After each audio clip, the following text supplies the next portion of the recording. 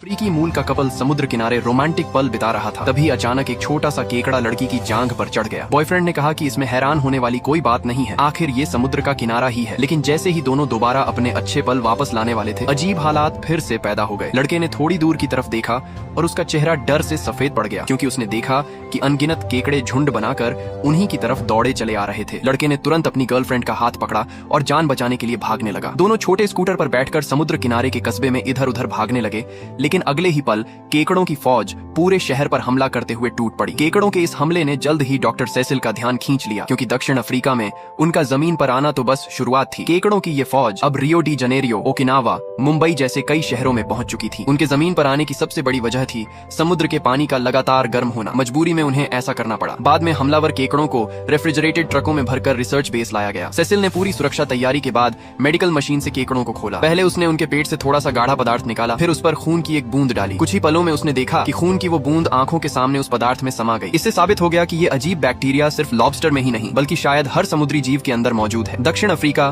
Brazil, Japan और दूसरे देशों के एक्सपर्ट्स से बातचीत के बाद उन्हें हैरानी हुई कि हर समुद्र के केकड़ों का डीएनए लगभग एक जैसा था। इतना ही नहीं, हर तरह के केकड़े उन इलाकों में पाए जा रहे थे जो समुद्र के अंदर मौजूद हाइड्रोथर्मल वेंट्स के पास थे। सेसिल का मानना था कि इनमें किसी तरह का म्यूटेशन हो चुका है और इसका मतलब था कि एक बहुत बड़ी आपदा आ चुकी है। इस मामले पर तुरंत एक हाई लेवल मीटिंग बुलाई गई। अंदेशा था कि ये जहरीला संक्रमण दूषित खाना, पानी या इंसानों के आपसी संपर्क से फैल सकता है। क्योंकि इस जहर को मारने के लिए कोई दवा मौजूद नहीं थी, इसलिए फिलहाल एक ही रास्ता था, इसे फैलने से रोकना। इसके लिए अटलांटिक महासागर के किनारे हर तरह की मछली पकड़ने की गतिविधि रोकने का फैसला लिया गया। लेकिन एक बड़े अधिकारी को ये फैसला बिल्कुल पसंद नहीं आया। उसका कहना था कि इससे तटीय इलाकों की अर्थव्यवस्था पर बहुत बुरा असर पड़ेगा। सेसिल चाहे जितने सबूत और तर्क दे, वो मानने को तैयार नहीं था। वो किसी भी हाल में शहर की अर्थव्यवस्था को नुकसान नहीं पहुंचने देना चाहता था, लेकिन उसे अंदाजा भी नहीं था कि उसका यही फैसला आगे चलकर कितनी बड़ी तबाही लाने वाला है। कहानी अब समुद्री जांच अनुसंधान केंद्र पर आती है। लियोन व्हेलों के झुंड के सामने दिख रहे उस अजीब चमकते प्रकाश को देखकर बिल्कुल समझ नहीं पा रहा था, क्योंकि उसके समुद्र संबंधी ज्ञान के हिसाब से